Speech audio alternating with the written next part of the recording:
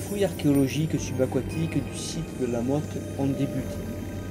Comme tout chantier, avant que les archéologues plongeurs ne débutent leur mission, la mise en sécurité du site est primordiale. C'est le rôle du chef d'opération Hyperbar de pourvoir à la mise en place d'un périmètre de sécurité parfaitement identifié et repérable en surface.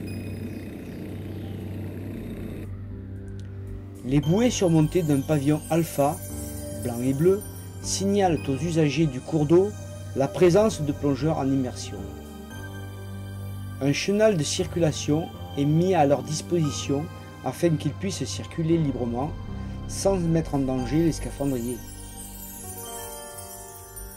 Les différentes zones de fouille sont repérées par des bouées rouges. La mise en place des motopompes alimentant les aspirateurs à sédiments sont à poste sur un chaland. La navigation prudente dans le périmètre n'est autorisée que par l'embarcation chargée de la sécurité. Les plongeurs rejoignent le site de travail en suivant la ligne de vie.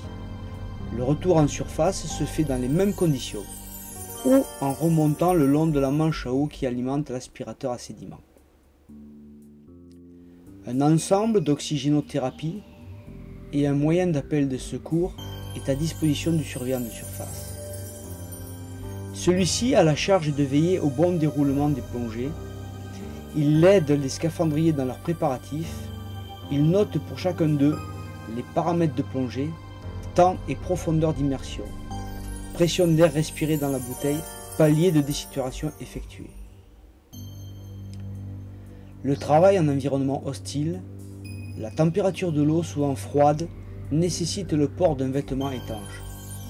La visibilité réduite, les branches et objets qui jonchent le fond, la pression, la profondeur sont autant de facteurs de risque à prendre en considération pour la sécurité et le bon déroulement de la mission des travailleurs Hyperbar.